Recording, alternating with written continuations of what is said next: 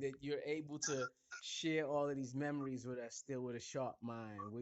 We're Yeah, lucky that you've taken care of yourself, you know, past 80 and still sharp. yeah, yeah.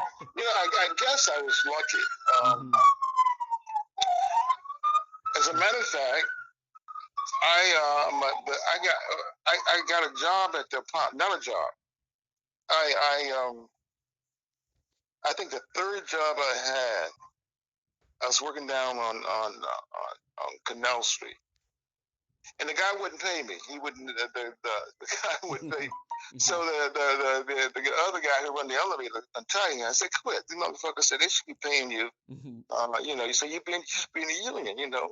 He said, no, the boss said, no, man, you just a cleanup boy. And he said, I was making like maybe $60, and the union would pay you like $75. And the Italian guy said, fuck him. Say, if they don't pay you, quit. So I quit. And the next week, I got a job at a hardware store, an electrical hardware store over on 25th Street and Broadway. Now, that kind of got me into the parlor. They would buy equipment like light bulbs and fuses and stuff like that. And probably I'd go there like maybe twice, 2 or 3 times a week, and take something they had to have right away.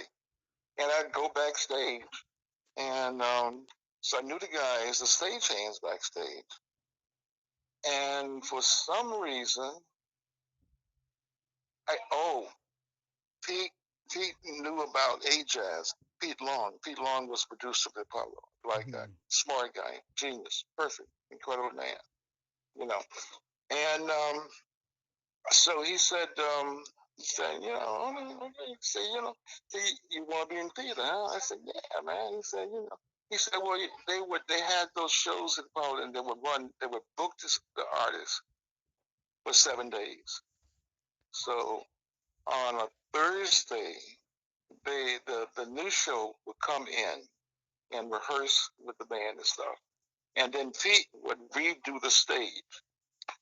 So since I was around so often delivering stuff, and I would sometimes meet Pete, and he said, "Well, boy, say, you want to be in show business?" I said, "Yeah."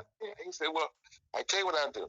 He said, "When we change the shows, change the stage on a Thursday, you can come in and work around the stage, help us clean up whatever it is." So I started doing that, and I did that. I mean, I was there the first time the bell. The first week, I mean, the first show they did there, I was there. Gladys Knight, uh, a whole lot of people. But Pete let me hang around. Finally he would let me work on the stage. You know, and so I had that experience. I was lucky, and I was lucky. I did that. Then through the acting, when Leroy Jones organized the Black Arts Theater in 1965, I was a part of that. And then from that, I knew I knew of the New Lafayette Theater before they were. That was the old theater, the one that burnt down. I didn't really know any of them, but somehow I met Ed Bulling, and then he said, "Well, we're gonna open up the New Lafayette." So finally, I became a part of that. So I guess I was always in the right place at the right time. Yeah, great timing. I Great time, mean, yeah. what was it? Does it seem like, in a way, New Lafayette, Leroy Jones production, and Ajax? Did it all seem like the same sort of energy or the same sort of work? No, it was quite different. Hmm. I mean, uh, the was it the Max Glanville and American Police Theater? They were like legitimate, serious theater people. you Hmm. know, with nothing but theater. That Right, was nothing all. but theater. It wasn't. Nothing but theater. Nothing Hmm. else mattered than just theater. You know, with Leroy, I mean, with Baraka, that was Hmm. a whole other thing. Hmm. You know, it lasted 1 year, but it was heavy. We did street theater, and he had three Mhm. shows going out every night during the summer. He had the acting truck, the dance truck, and the music truck. So we'd have three flatbeds in a block, or either just on the street with the musicians playing music, with Mhm. the actors doing some sort of acting, whatever it was, and with the dance doing real dance.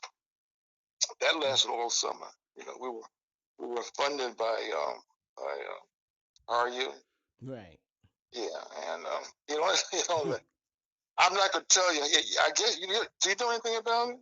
No, I don't do any acting. No. No, no, no. I mean, are you familiar? I guess you're not. Yeah, I'm I not. know. I know. I know. I mean, I wasn't born yet, Right. I know. but I know. I mean, it's just from a historical standpoint. Yeah, I'm aware of it, but Yeah, not any. You know.